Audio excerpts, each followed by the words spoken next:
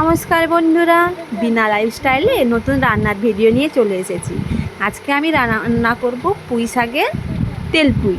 তো চলুন কিভাবে রান্না করি দেখতে থাকুন।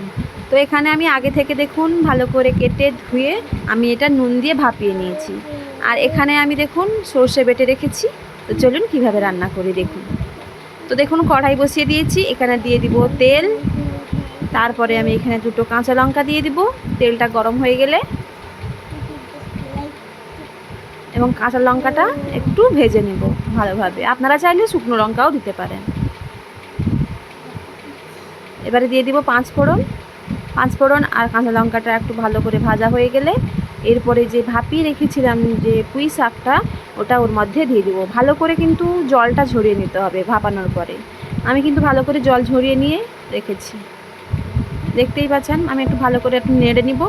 তারপরে ওই যে পেস্টটা আমি বানিয়ে রেখেছিলাম সর্ষে পেস্টটায়, ওখানে হলুদ গুঁড়ো আর লঙ্কা গুঁড়ো দিয়ে আমি পেস্টটা তার মধ্যে দিয়ে দিব।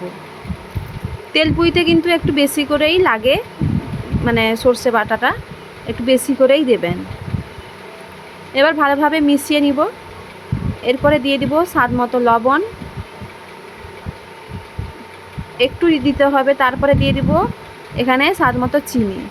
নুনটা একটু পরিমাণ দেখে নেবেন, কারণ সিদ্ধর সময় দেওয়া হয়েছিল, তাই একটু পরিমাণ দেখেই বুঝেই দিবেন। তো দেখুন রেডি হয়ে গেছে। দেখুন কতটা সুন্দর কালার এসছে, দেখুন তেল পুঁইটা দেখতেই পাচ্ছেন কতটা সুন্দর দেখতে লাগছে।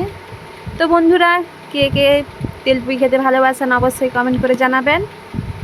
দেখতেই পাচ্ছেন রেডি, আমি নামিয়ে নিয়েছি। তো দেখুন কতটা সুন্দর কালার হয়েছে। দেখুন এক থালা ভাত আর এই পুঁই শাক তেল পুঁইতে মানে কখন যে খেয়ে নেবেন তো আপনারা বুঝতে পারবেন। তো বন্ধুরা, ভালো থাকবেন, সুস্থ থাকবেন।